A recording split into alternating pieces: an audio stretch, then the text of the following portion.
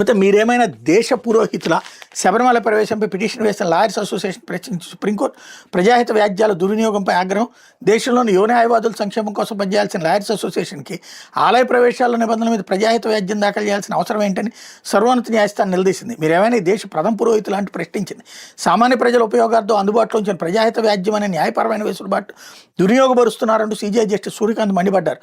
శబరిమల ఆలయంతో పాటు దేశంలోని ప్రార్థనా స్థలాలు మహిళపై వివక్షను సవాల్ చేస్తూ దాఖలైన పిటిషన్లపై విచారణ సుప్రీంకోర్టు విస్తృత రాజ్యాంగ ధర్మాసనం ముందు మంగళవారం కొనసాగింది.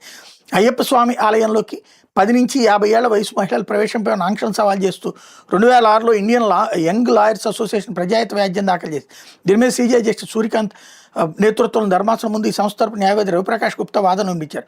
అయ్యప్ప భక్తుల విశ్వాసాన్ని తాము ప్రశ్నించడమే దానికి మరింత దృఢపరచాలని తమ ఉద్దేశమని చెప్పారు.